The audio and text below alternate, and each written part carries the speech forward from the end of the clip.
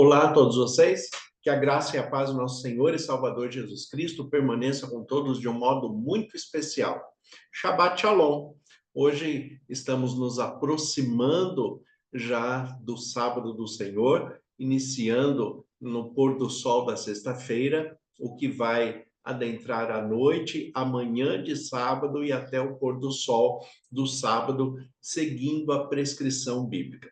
Mas hoje eu quero falar um pouco com vocês a respeito da Igreja Adventista do Sétimo Dia e esta expressão que normalmente tentam se usar, se referindo à igreja como seita, de uma expressão pejorativa. Então eu quero hoje tratar um pouco junto com vocês a respeito desta questão, a seita adventista. Afinal de contas, a Igreja Adventista do Sétimo Dia, ela é uma seita, ela é uma religião, é uma igreja confiável. É claro que, em primeiro lugar, apesar de ser pastor da Igreja Adventista, eu quero deixar bem frisado que eu não estou aqui falando em nome da igreja, até porque a Igreja de Cristo não precisa de advogado, porque ele já é o advogado. O próprio Jesus Cristo é advogado para defender todas as causas e cuidar principalmente da sua igreja, cuidar da igreja em que ele mesmo fala em Apocalipse, que a porta que ele abre, ninguém fecha. Também, por outro lado, a porta que ele fecha, ninguém vai abrir, porque afinal de contas, o que é a igreja de Jesus Cristo? A igreja de Jesus Cristo é o seu povo reunido, sendo todos os adoradores que o adoram em espírito e em verdade. Agora, por que que as pessoas passaram a classificar, a rotular a Igreja Adventista do Sétimo Dia como seita? E ao longo do tempo, as pessoas vão se perdendo no próprio significado das palavras e vão tendo dificuldades de interpretação porque trazem novos conceitos dentro de uma perspectiva inexistente daquela palavra. Porque tem pessoas, por exemplo, tem pessoas que se ofendem ao serem classificadas ou rotuladas de ignorante. Por quê? Porque ao longo do tempo, a palavra ignorante, ele traz a ideia de uma pessoa grosseira, de uma pessoa agressiva, de uma pessoa estúpida. E, na verdade, não é. Ignorante é aquele que ignora um assunto, um tema, uma situação, é aquele que ignora alguma coisa. Então, ignorante não é uma ofensa. Nós, em muitos momentos da nossa vida, somos ignorantes. Por quê? Porque existem alguns temas, alguns assuntos que não nos chamam a atenção. Então, nós simplesmente ignoramos. É por isso que o apóstolo Paulo, em 1 Tessalonicenses, capítulo 4, versículo 13, ele escreve ali as pessoas falando a respeito da morte, ele fala: irmãos, eu não quero que vocês sejam ignorantes como aqueles que não têm esperança. O que o apóstolo Paulo está falando ali, ele não está ofendendo ninguém. Ele está falando que as pessoas não devem ignorar aquilo que nos traz esperança, né? Corroborando ali com Jeremias, quando Jeremias também fala em Lamentações capítulo 3, eu quero trazer à memória, né, aquilo que me dá esperança. Então, trazer à memória aquilo que nos dá esperança é não ignorar um fato que pode nos levar a uma esperança saudável. E é isso que o apóstolo Paulo está falando em 1 Tessalonicenses 4,13. Irmãos, eu não quero que vocês sofram por demais como aqueles que não têm esperança. Não quero que vocês sejam ignorantes como aqueles que não têm esperança. Ou seja, eu não quero que vocês ignorem o fato de que a separação da morte, que é o tema que está tratando ali, ela é uma separação momentânea, porque a ressurreição em Cristo Jesus é uma garantia dentro da esperança da fé. Então, o apóstolo Paulo está colocando que aqueles que não ignoram a ressurreição em Cristo Jesus não devem sofrer por demais como aqueles que não têm esperança. Então, nós temos que observar as palavras no seu real significado. Aqui, observando a vida do apóstolo Paulo e trazendo esta perspectiva do significado da palavra seita, o primeiro ponto que nós devemos observar é o que de fato significa a palavra. E isso é o quê? Isto é uma ofensa ou é um elogio? O que é ser uma seita? A Igreja Adventista do Sétimo Dia é uma seita ou não é? Observem que, em primeiro lugar, se você buscar num dicionário, né, num dicionário simples, você vai perceber que a palavra seita se refere a um grupo de pessoas ou uma determinada expressão de fé que se diferencia das demais. Então, dentro da expressão da linguagem correta, seita não tem nada a ver com algo ligado ao adversário de Deus, algo diabólico, algo demoníaco. Seita não tem nada a ver com isso. Isso é uma inferência que as pessoas aplicaram à palavra, mas a palavra em si não está se referindo a isso. Seita é uma pessoa, é um grupo de pessoas, né, que se reúnem e formam ali uma comunidade de um pensamento diferente das demais. Então, ao ver a essência da palavra seita, todas as religiões e todas as denominações são seitas. Todas elas são seitas. Por quê? Porque existem múltiplas denominações, inclusive dentro do próprio cristianismo, porque um pensa diferente do outro em algum aspecto. Nesse aspecto da diferença, ele vai ser uma seita. E isso deve ser bem observado. A questão da seita, o que significa de fato. O que nós precisamos observar aqui dentro da Bíblia, dentro da palavra de Deus, é que a expressão de seita e ser chamado de seita deve ser considerado pelos cristãos um elogio. Então, a todos os adventistas do sétimo dia que me acompanham aqui no canal do YouTube, me acompanham pela rádio 87.9 FM Dracena, pelo Facebook Ivan Fidelis e pelo Instagram também ali Ivan Fidelis. Então, a todos, né, que me acompanham e são da Igreja Adventista do Sétimo Dia, ou aqueles que me acompanham são de outras denominações que eu tenho bastante apreço, bastante carinho, bastante respeito por todas as religiões e todas as denominações, mas falando do nosso povo, já que sendo um pastor adventista, então, para o nosso povo, nós precisamos ter, em primeiro lugar, a consciência e até o orgulho de ser chamado de seita. Por que que eu falo isso? Observem o texto de Atos, capítulo 24, onde o apóstolo Paulo está sendo levado para julgamento. E observem a acusação e a defesa que o apóstolo Paulo está fazendo para si mesmo. É claro que existe uma linguagem aqui, que é até uma linguagem um pouco ofensiva, como é comum dentro dos tribunais, uma linguagem um pouco mais jurídica, mas dá para compreender perfeitamente o que está acontecendo aqui. Então, o apóstolo Paulo está sendo levado para julgamento, e ali no julgamento é apresentada a acusação contra ele, e depois lhe dado a palavra de defesa. O apóstolo Paulo, uma pessoa extremamente letrada, cidadão romano, judeu da tribo de Benjamim. Então, nós vamos observar um pouco a acusação e a defesa que foi feita, e por que que eu falo que quando as pessoas chamam um adventista do sétimo dia, acusam de participar de uma igreja que é seita, na verdade, nós não devemos nos ofender. nós devemos ficar honrados por ser classificados desta maneira.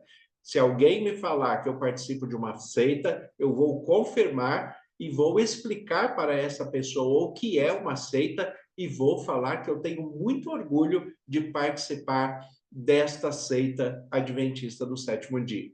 Por quê? Observem aqui, Atos capítulo 24, a partir do versículo 1. Eu não vou ler todo o texto, vocês podem ler com os detalhes se quiserem, mas aqui a minha intenção não é estender o tema, nem estender o tempo, mas trazer uma reflexão bíblica da verdade para que as pessoas conheçam de fato o que é a Igreja Adventista do Sétimo Dia.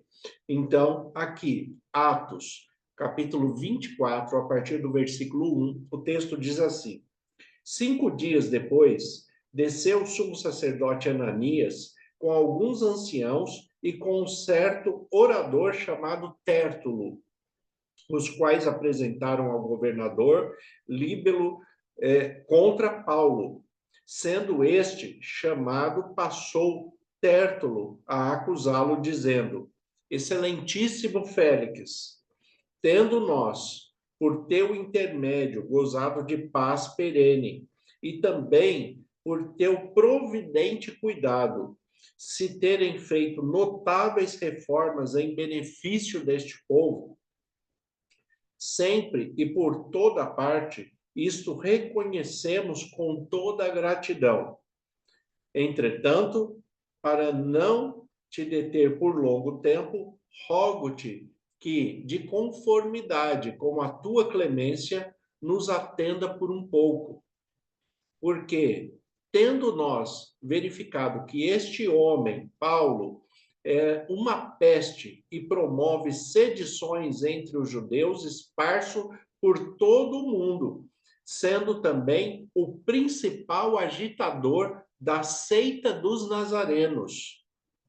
O principal agitador da seita dos nazarenos, o qual também tentou profanar o templo, nós o prendemos com o intuito de julgá-lo segundo a nossa lei. Mas, sobrevindo o comandante Lísias, o arrebatou das nossas mãos com grande violência, ordenando que os seus acusadores viessem à tua presença. Então, observem, o que eu quero destacar com vocês, qual é a acusação? Aqui nós temos uma palavra diferente, logo no versículo 1 do capítulo 24, falando que chamaram um orador chamado Tértulo, os quais apresentaram ao governador libelo. O que é um libelo? Libelo é acusação. É um termo mais técnico, mais jurídico, mas significa acusação. Apresentar uma acusação contra o apóstolo Paulo. Primeiro, aquela linguagem jurídica, fazendo uma referência ao governador, agradecendo pelos benefícios que ele traz ao povo, né? Então, dando a introdução à palavra do julgamento, mas, como ele mesmo coloca no texto aqui, ele não quer alongar o tempo, assim como eu não quero também aqui, ele não quer alongar o tempo, e ele fala, olha, para não alongar, eu vou mostrar logo a sua acusação e peço a sua clemência, de conformidade com a sua clemência, ele quer um julgamento para o apóstolo Paulo. E por que que ele quer o julgamento? Porque no versículo 5, no final do versículo 5, aliás, o versículo 5 como um todo, olha a linguagem que ele usa, porque até o versículo 4, ele está muito polido na sua maneira de falar. Quando chega no versículo 5, ele já começa a perder a linha, ele perde um pouco da linha. E ele fala assim, porque tendo nós verificado que este homem é uma peste, este homem é uma peste. Então, você, adventista do sétimo dia, se alguém se sentir importunado, falar que você é uma peste, não se importe com isso. Seja cristão, não seja a peste. Né? Não dê motivos para o outro ter razão. Seja um cristão de fato, um cristão que ama, que acolhe, que respeita, mas se alguém te ofender injustamente, não se preocupe com isso. O apóstolo Paulo também foi ofendido. Este homem é uma peste. Por que que ele é uma peste? Porque ele promove sedições entre os judeus esparsos por todo o mundo, sendo também o principal agitador da seita dos nazarenos.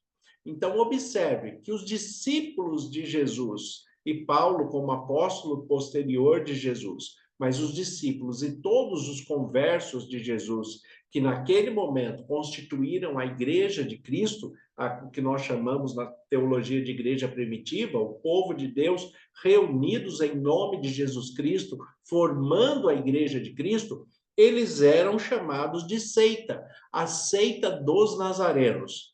Então, ser chamado de seita é um privilégio, porque a igreja de Jesus Cristo sempre foi chamado de seita. Por que foi chamado de seita? Porque tem uma linguagem diferente, ela tem uma interpretação diferente da Bíblia, ela interpreta segundo a direção do Espírito Santo dentro de um contexto unificado, considerando toda a Bíblia, de Gênesis até Apocalipse, em nossos dias. Nos dias do apóstolo Paulo, considerando de Gênesis, né, até Malaquias, ou na versão hebraica, de Gênesis até 2 Crônicas, porque a posição dos livros são diferentes, mas contém os mesmos livros do Antigo Testamento. Tá? Então, o que acontece? Que dentro da perspectiva da interpretação religiosa por causa do cristianismo, todos aqueles que seguiram a Jesus Cristo em espírito, em verdade, com amor cristão, levando a mensagem do evangelho de restauração, de salvação, centralizado na palavra de Deus, mas com a interpretação do próprio Jesus Cristo, foram chamados de seita. Por que foram chamados de seita? Porque a mensagem que era pregada era diferente das outras denominações da época. Era diferente dos saduceus, era diferente dos fariseus, era diferente dos essênios, era diferente de tudo o que se tinha visto até ali naquele momento. Agora, era uma diferença para a verdade. Então, sendo uma diferença para a verdade promovida pelo próprio Jesus Cristo, levavam as pessoas à reflexão, levavam as pessoas a pensar, a considerar o que estava sendo apresentado. Então, aquelas pessoas que eram sinceras de coração acabavam compreendendo a mensagem porque permitiam que o Espírito Santo continuasse falando à sua mente, ao seu coração, continuavam sendo guiados pelo Espírito Santo como filhos de Deus, e desta forma eles compreendiam a mensagem e mudavam a sua postura de vida, se convertendo ao discurso dos apóstolos. E o apóstolo Paulo era um dos principais desta pregação do evangelho. Então, por isso que a acusação contra ele, qual que é? Este é o principal agitador da seita dos nazarenos. Então, quando a igreja adventista do sétimo dia é chamada de seita, nós temos que ter um certo orgulho de ser chamados assim, né? Porque o povo de Deus sempre foi chamado desta forma, porque tem uma expressão de interpretação bíblica coerente, mas diferente das outras religiões e denominações. Então, a expressão seita está dentro deste conceito. No versículo 10 em diante, a palavra é passada para o apóstolo Paulo. E aí o texto diz assim: Paulo, tendo-lhe o governador feito sinal que falasse, respondeu. Agora vamos à resposta do apóstolo Paulo. Sabendo que há muitos anos é juiz desta nação, sinto-me à vontade para me defender, visto poderes verificar que não há mais de 12 dias de que subi a Jerusalém para adorar, e que não me acharam no templo discutindo com alguém, nem tampouco amotinando o povo, fosse nas sinagogas ou na cidade. nem te podem provar as acusações que agora fazem contra mim.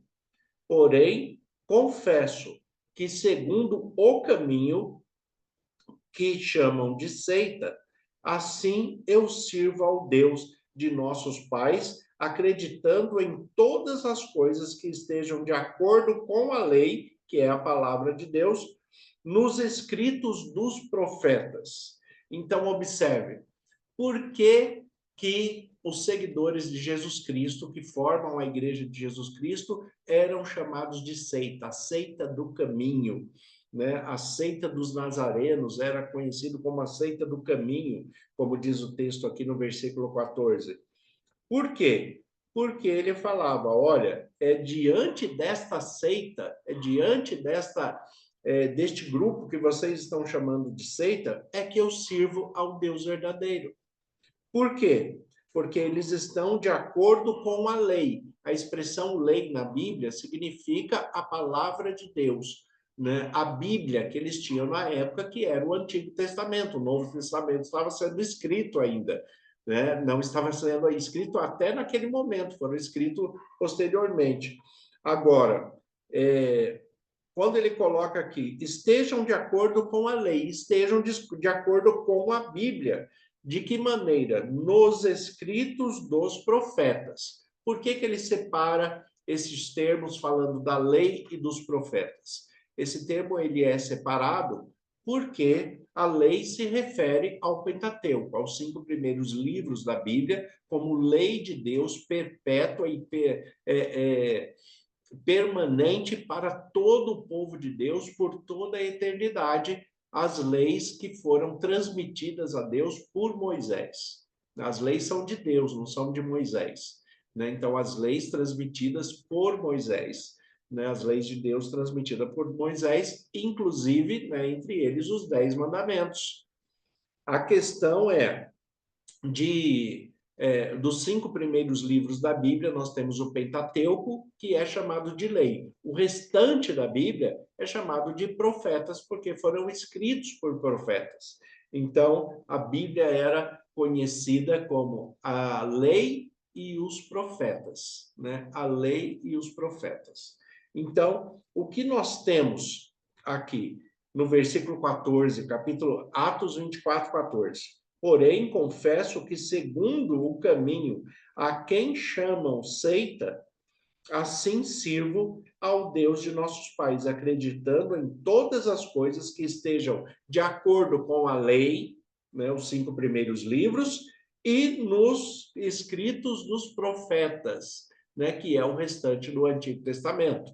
Então, o que o apóstolo Paulo fala, através desta comunidade que vocês estão chamando de seita, a seita dos nazarenos, a seita do caminho, é que eu sirvo a Deus com integridade, com verdade, com amor, porque eu sigo o Pentateuco, a lei, e sigo também o que está se referindo aos profetas. Agora, quem era o apóstolo Paulo? Né? Por que, né, esta expressão é contra o apóstolo Paulo? O apóstolo Paulo era uma pessoa extremamente preparada, um judeu, hebreu, né, da tribo de Benjamim, cidadão romano, uma pessoa extremamente letrada, que tem na sua expressão de fé, né, a base judaica, e depois ele conhece a expressão da continuidade do judaísmo dentro da expressão de Cristo, sendo Cristo o Messias. Então, observe, quando o apóstolo Paulo reconhece quem ele é, mas também ele sabe que tem que se entregar em favor de Jesus Cristo. Nós temos aqui o texto de Filipenses, capítulo 3, onde o próprio apóstolo Paulo ele fala a respeito dele, da sua origem, da sua formação.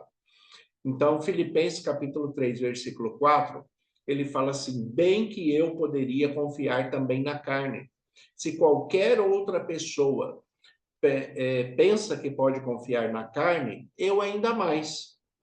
Por quê? Circuncidado ao 8º dia, da linhagem de Israel, da tribo de Benjamim, hebreu de hebreus, quanto à lei fariseu, quanto ao zelo perseguidor da igreja, quanto à justiça que há na lei irrepreensível, mas o que para mim era lucro, isto considerei perda por causa de Cristo.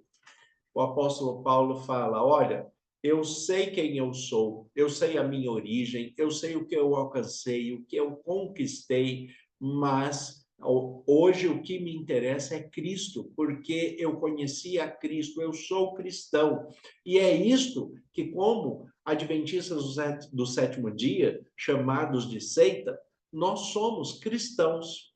Nós somos cristãos que seguem a palavra de Deus com integridade, com verdade, e nós conhecemos muito bem aquilo que Jesus nos ensina, principalmente quando Jesus ele fala: conhecereis a verdade e a verdade vos libertará. Nós somos livres em Cristo Jesus. Nós não estamos presos à lei. Como cristãos adventistas do sétimo dia, nós seguimos a lei de Deus por amor, não por imposição. Até porque Jesus Cristo ele fala: aquele que me ama guarda os meus mandamentos. Se você realmente ama a Cristo, você vai guardar a sua palavra, guardar os seus mandamentos, os seus ensinamentos, as suas orientações, né? E Jesus Cristo certamente não veio, como ele mesmo fala: eu não vim revogar a lei, eu vim para cumpri-la. Agora, quando Jesus cumpre a lei, ele cumpre a lei como exemplo para que nós também façamos o mesmo. Ele não cumpre a lei para que nós possamos descumprir, nós possamos deixar de lado a lei. Não, ele cumpre porque a palavra de Deus, que é a lei, ela é perpétua, ela é estatuto perpétuo. Então, ela vai permanecer, né, por toda a eternidade. E é desta maneira que nós pautamos a nossa vida. Então, o que acontece com a Igreja Adventista do Sétimo Dia, que é classificada como seita? Por que que ela é classificada como seita? Ela é classificada porque nós temos algumas doutrinas diferenciadas da maioria das denominações cristãs na nossa expressão de interpretação bíblica, porque nós sabemos e prezamos pela coerência bíblica, que eu sempre falo, vai de Gênesis até Apocalipse. Por que que nós temos que ter esta perspectiva desta maneira? Porque nós observamos a Bíblia como um conjunto da palavra de Deus por inteiro, sem ficar recortando a Bíblia para trazer a interpretação somente daquilo que nós gostaríamos que fosse daquela maneira. Nós cremos que a palavra de Deus é a única regra de fé e prática para todo cristão. Eu sempre falo isso. A palavra de Deus é a única regra de fé e prática para todo cristão. Olha aqui, 2 Timóteo, a segunda carta do apóstolo Paulo a Timóteo, 2 Timóteo, capítulo 3, versículo 16. Para que serve a Bíblia? 2 Timóteo 3,16. Toda a escritura é a Bíblia, toda a escritura é inspirada por Deus e útil para o ensino, para a repreensão, para a correção, para a educação na justiça, a fim de que o homem de Deus seja perfeito e perfeitamente habilitado para toda boa obra. Então, este é o propósito da Bíblia, que nós vivamos da melhor maneira possível. O que é ser perfeito? A própria Bíblia vai colocar. Ser perfeito não é não cometer erros e não ter pecados. Ser perfeito é você colocar em prática aquilo que você já aprendeu. Então, se você aprendeu, pratique. Se você conhece, coloque em prática. E de que maneira? Toda a Escritura, não selecionando só aquilo que eu quero praticar. Toda a Escritura. Toda a Escritura é inspirada por Deus e é útil para a repreensão, para o ensino, né, como nós lemos ali no texto. É por isso que os adventistas do sétimo dia têm a Bíblia como única regra de fé e prática, seguindo o princípio da sola Escritura. A Bíblia, ela está num patamar de literatura acima de qualquer literatura escrita por qualquer outra pessoa, né? Um outro detalhe que nós temos dentro da nossa concepção cristã como adventista do sétimo dia são os mandamentos de Deus. E Jesus, quando foi questionado a respeito dos mandamentos, ele citou 2 mandamentos que não está entre os 10, né? Dos 10 ali, literalmente, em Êxodo capítulo 20, depois a repetição em Deuteronômio capítulo 5. Por que que Jesus não cita? Né? Porque dentro da Bíblia nós temos um conjunto de 613 leis. Os 10 mandamentos, ele tem motivo para existir, é porque na cultura hebraica, 10, dentro do estudo da gematria, a cultura hebraica considera o número 10 como sendo o mínimo para qualquer coisa. Então, das 613 leis, no mínimo, aquelas 10 que Deus selecionou, eu tenho que cumprir. Aquilo é o mínimo. Tem gente que cumpre os 10 mandamentos e acha que está fazendo o máximo. Não, não está. Aquilo é o mínimo a ser feito. Jesus, quando é questionado qual é o mandamento mais importante da lei, qual o mandamento mais importante da Bíblia, ele cita 2 mandamentos. O primeiro mandamento está em Deuteronômio, capítulo 6, a partir do versículo 4. E olha o que ele fala aqui. Deuteronômio 6:4. Ouve, Israel, o Senhor nosso Deus é o único Senhor. Amarás, pois, o Senhor teu Deus de todo o teu coração, de toda a tua alma e de toda a tua força. Jesus, ele cita este mandamento, né? Amar, né, o Senhor teu Deus de toda a tua alma, de toda a tua força, de todo o teu coração. Jesus cita este mandamento e ele ainda faz uma ressalva. Jesus fala assim: disso depende toda a lei e os profetas. Toda a Bíblia, é o que Jesus está falando, toda a Bíblia depende do quanto você ama a Deus. Você ama a Deus de fato? Se você ama a Deus, aquele que me ama, guarda os meus mandamentos. É isso que Jesus vai falar. Então, a expressão do amor com relação a Deus, com relação ao próprio Jesus Cristo, não é uma expressão de sentimento, somente sentimento, é uma expressão de mandamento. Aquele que me ama, guarda os meus mandamentos, mesmo que às vezes é difícil guardar os mandamentos, mas aquele que ama, faz. Aquele que ama, como fala o apóstolo Paulo em Romanos capítulo 12, ele entrega a si mesmo como sacrifício vivo, santo e agradável ao Senhor.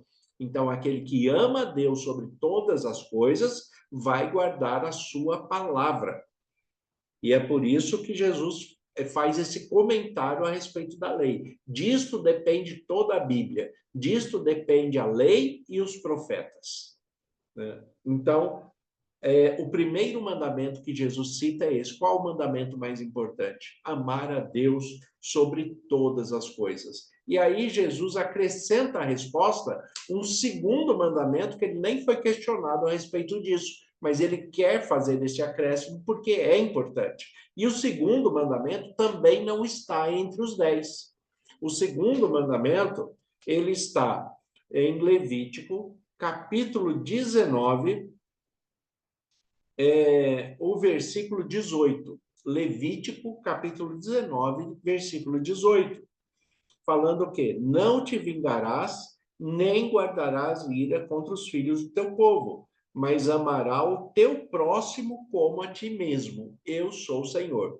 Amar o próximo como a ti mesmo. E quem é o próximo que Jesus está ressaltando aqui? O próximo é aquela pessoa que te ofendeu, que te magoou, que fez alguma coisa contra você e que você tem aquele desejo de se vingar dessa pessoa. Então, o que ele fala no texto aqui, não te vingarás, né? Nem guardarás ira contra os filhos do teu povo.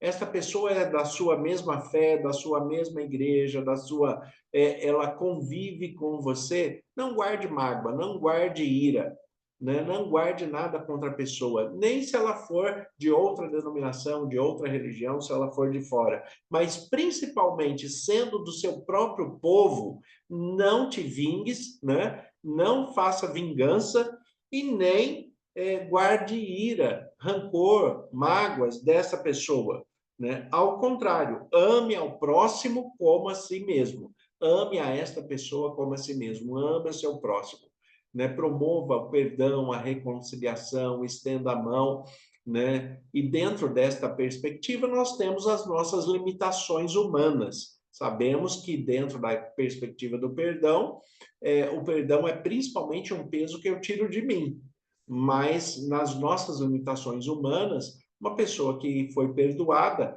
necessariamente ela não vai continuar dentro do meu convívio, mas a questão é que eu não posso guardar rancor, ira, mágoa contra esta pessoa. Mas daí vem alguém falar, mas se você não quer conviver mais com a pessoa, é porque você não perdoou de fato. Isso não é verdade. O perdão não exige continuidade da convivência, até porque o fato de você perdoar uma pessoa não quer dizer que aquela pessoa ficou diferente pelo fato de você ter oferecido perdão. Às vezes você oferece o perdão, perdoa de fato, mas o outro continua com a mesma postura, com o seu mesmo jeito errado de ser. Mas a questão aqui é, os dois mandamentos que Jesus apresenta é o que todo adventista do sétimo dia, como cristão, está tentando fazer. Amar a Deus sobre todas as coisas, amar a Deus de todo o coração, de toda a tua alma e com todas as tuas forças, né? E não guardar ira nem vingança contra qualquer pessoa. Então, nós não podemos ofender ninguém, nós não podemos magoar ninguém, nós tentamos não fazer isso. Né? Temos também os nossos pecados e os nossos problemas humanos, mas estamos tentando oferecer o melhor ao próximo e principalmente a Deus. Né? Tudo que nós fazemos como cristãos adventistas do sétimo dia, esta seita adventista, o que nós fazemos é por amar a Deus sobre todas as coisas e amar ao próximo como a nós mesmos. Então, nós temos que ter esta perspectiva, né, a respeito do que realmente é. Agora, dentro dessa questão das diferenciações, o porquê que a igreja adventista é chamada de seita, né? Muitas pessoas vêm classificar a igreja adventista do sétimo dia como seita, como eu já disse, por causa das suas diferenças doutrinárias em alguns aspectos do cristianismo. E nós temos, de fato, algumas diferenças, até porque se não houvesse diferença, todos estaríamos juntos. Né? Existem igrejas diferentes exatamente porque existem pensamentos diferentes. Mas dentro do estudo bíblico, dentro do conhecimento bíblico, eu que trabalho com linguística, tenho a tradução da Bíblia no hebraico, no grego, que são as escritas originais da Bíblia. Então, nós buscamos com maior profundidade compreender a essência de cada texto para vivermos em adoração ao nosso Deus. Nós temos, por exemplo, a guarda do sábado, que é tão questionado, mas por que nós guardamos o sábado? Nós guardamos os sábados, os adventistas do sétimo dia guardam o sábado para ser salvo? Não, a guarda do sábado não gera salvação. Aliás, infelizmente, como todo ser humano e como todas as religiões e denominações, tem pessoas que guardam os sábados e não vão ser salvos do mesmo jeito, porque a sua conduta de vida, né, não condiz com o cristianismo. Em todos os lugares, em todas as igrejas, em todas as denominações, existem aquelas pessoas que fazem parte, né, enquanto religiosos, mas não são cristãos de fato.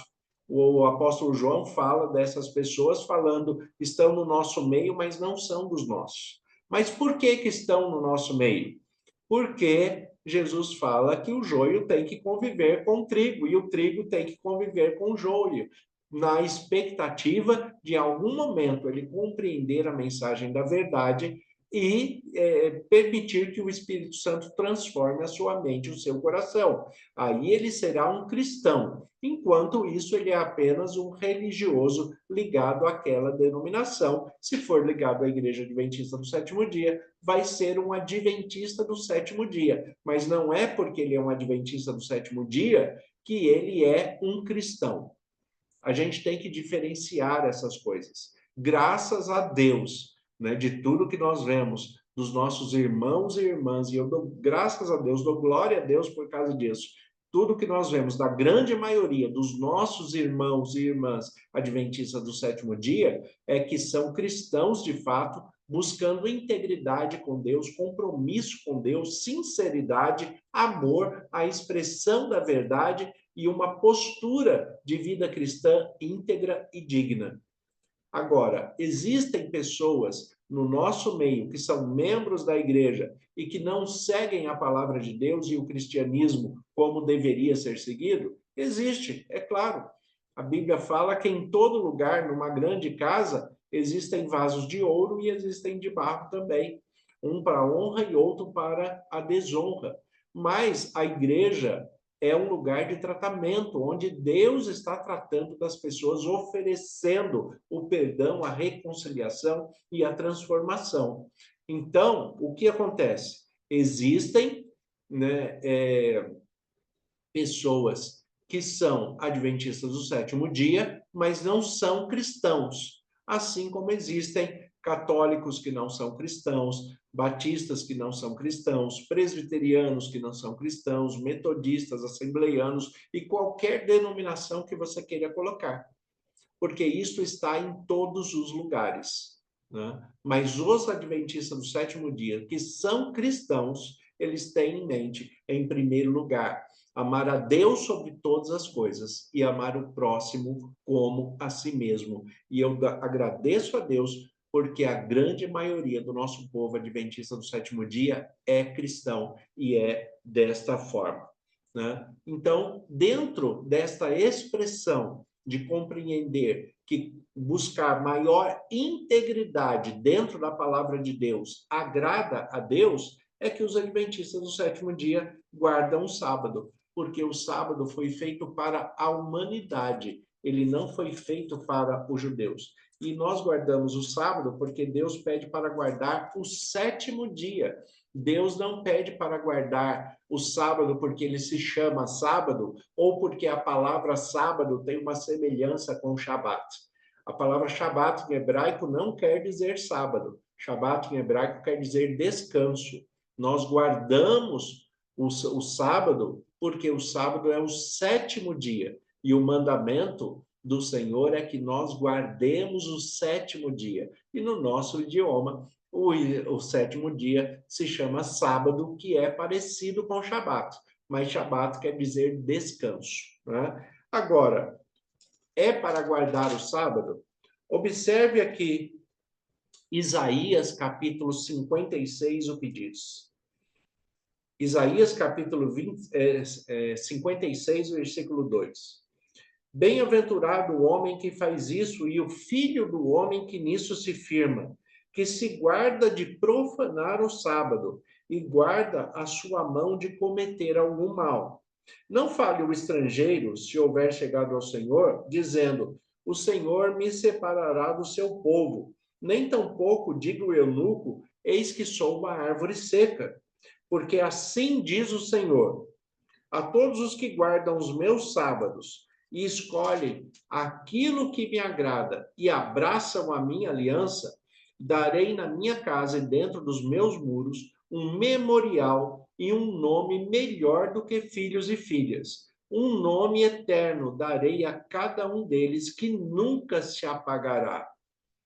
Aos estrangeiros que se achegarem ao Senhor para o servirem, para amarem o nome do Senhor, sendo deste modo servos seus, sim, todos os que guardam o sábado, não o profanando e abraçam a minha aliança, também os levarei ao meu santo monte e os alegrarei na minha casa de oração. Então, por que nós guardamos o sábado? nós guardamos o sábado porque nós amamos a Deus de todo o nosso coração, de toda a nossa alma e com todas as nossas forças.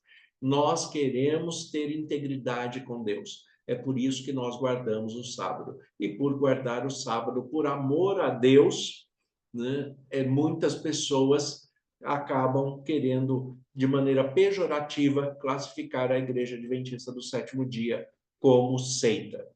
Né? Também nós temos, seguimos como nós seguimos a Bíblia, a palavra de Deus completa como um todo, de Gênesis até Apocalipse, nós temos também as prescrições alimentares que nós seguimos, porque nós sabemos que aquele que nos criou sabe o que é melhor para nós. Então, nós seguimos as prescrições alimentares que muitas pessoas falam a respeito dos escritos de Ellen White, falando a respeito da alimentação, e por seguir a alimentação prescrita por Ellen White, também nós seríamos seita, porque seguimos um livro paralelo que não é a Bíblia. Isto não é verdade.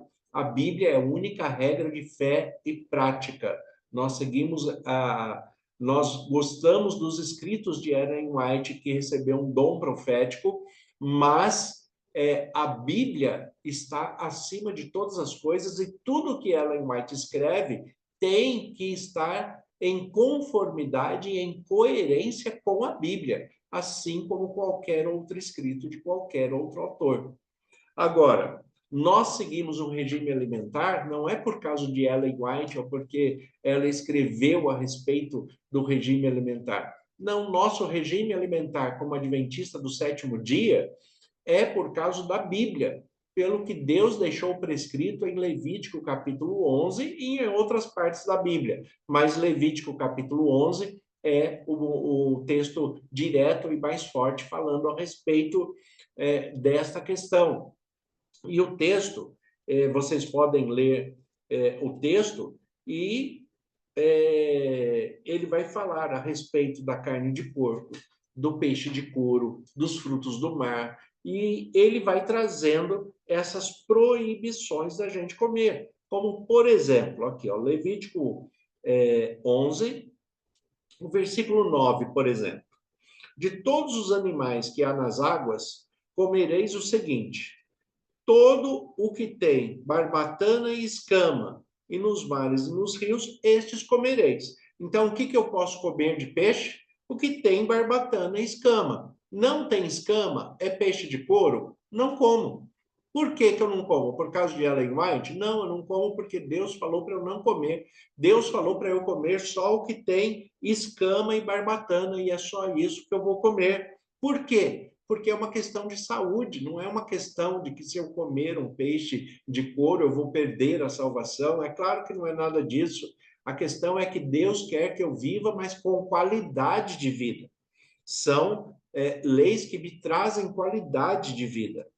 Também ele vai falar aqui no versículo 13, ó, das aves, estas abominareis, não se comerão, né? Serão abominação. Você não pode comer águia, você não pode comer um falcão, e nenhum que seja da sua espécie, você não pode comer corvo, você não pode comer avestruz, coruja, gaivota, gavião, né? Então, aqui existe uma lista de tudo, e dentro dessa lista estão também aqui a questão, principalmente, que é muito comum, a questão do porco, né? Para que você não coma também, para que você não se contamine. E aqui ele usa uma expressão, imundo. Imundo não tem a ver com sujeira. Imundo é aquilo que tem a ver com um processo de morte. É contaminado e pode trazer doenças ao seu corpo que aceleram o processo de morte. O versículo aqui, 26, por exemplo, Levítico 11, 26. Todo animal que tem unhas fendidas, mas o casco não é dividido em dois e não rumina, vos será imundo. Ou seja, o animal que não tem casco fendido e não rumina é imundo. O que é imundo? Que acelera o processo de morte. Então, não coma esse tipo de animal. Todo Aqui, ó, o 29. Estes vos serão imundos entre o enxame das criaturas que povoam a terra. A doninha, o rato, o lagarto, segundo a sua espécie, o crocodilo, a lagartixa, o lagarto, o camaleão, né? Então, aqui existe uma lista grande de todos os animais que Deus proíbe comer, né? O que nós fazemos como adventistas do sétimo dia?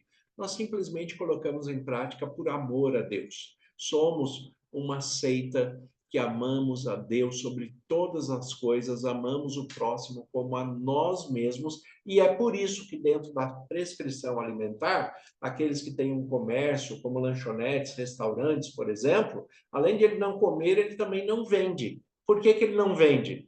Ele não vende porque ele ama o próximo como a si mesmo. Se ele não quer o mal para ele, não vai oferecer o mal para o próximo.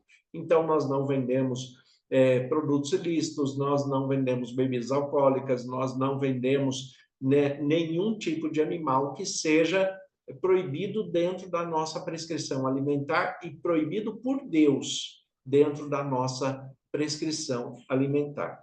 Também um detalhe que a Igreja Adventista do Sétimo Dia é muito acusada com relação à seita, é de ter doutrinas fixadas nos escritos de Ellen White. Isto não é verdade. A Igreja Adventista tem um conjunto de 28 doutrinas, estão reunidas num livro chamado Nisto Cremos, que está disponível a todas as pessoas, inclusive online na internet. Você pode puxar pelo Google, Nisto Cremos, tem as 28 doutrinas adventistas, que são 28 doutrinas bíblicas baseadas única e exclusivamente na Bíblia como única regra de fé e prática. Não existe nenhuma doutrina adventista baseada nos escritos de Ellen White. Agora, infelizmente, nós temos muitas pessoas que falam da Igreja Adventista do Sétimo Dia de maneira pejorativa, chamando como seita, como se tivesse alguma ligação satânica ou algo contra Deus. O que eu posso dizer para você? Eu não preciso defender a igreja, não estou aqui para isso, né? O pastor não tem uma carta de autorização nem da própria denominação para defender a igreja, e eu não estou fazendo isso. Eu só estou conversando com vocês e compartilhando um pouco desta questão que as pessoas tentam trazer numa imagem tão pejorativa, tentando denigrir a imagem da Igreja Adventista do Sétimo Dia e também dos seus membros, dos adoradores de Jesus Cristo, que o adoram em espírito e em verdade, amam a Deus sobre todas as coisas e amam o próximo como a si mesmo.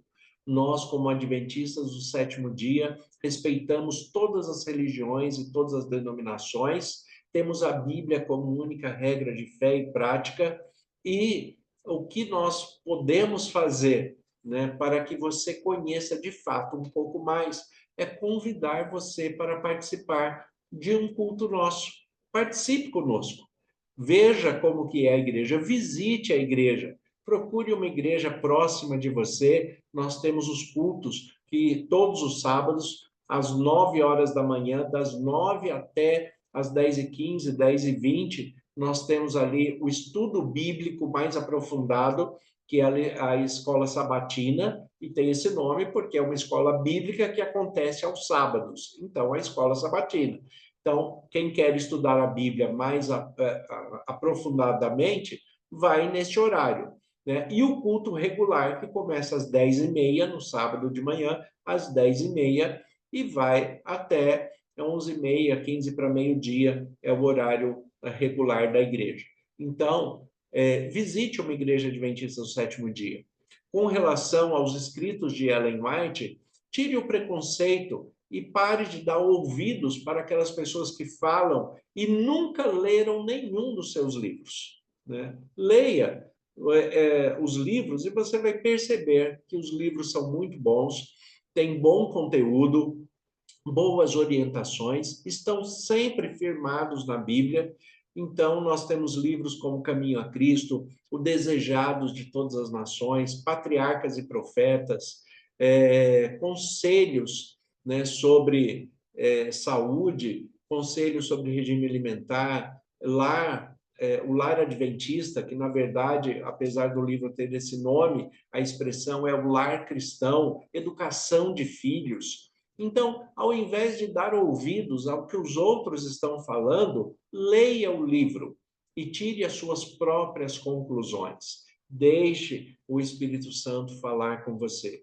Agora, concluindo este tema, para aquelas pessoas que classificam a Igreja Adventista do Sétimo Dia como seita, né, nós, de fato, somos uma seita e temos orgulho de ser uma seita, porque a Igreja de Jesus Cristo, como nós vimos aqui em Atos, capítulo 24, versículo 5 e o versículo 14, a acusação ao apóstolo Paulo e a defesa do próprio apóstolo Paulo, a Igreja de Jesus Cristo já foi chamada de seita desde o primeiro momento, por ter uma doutrina diferenciada, mas uma doutrina íntegra, uma doutrina de amor, uma doutrina de respeito.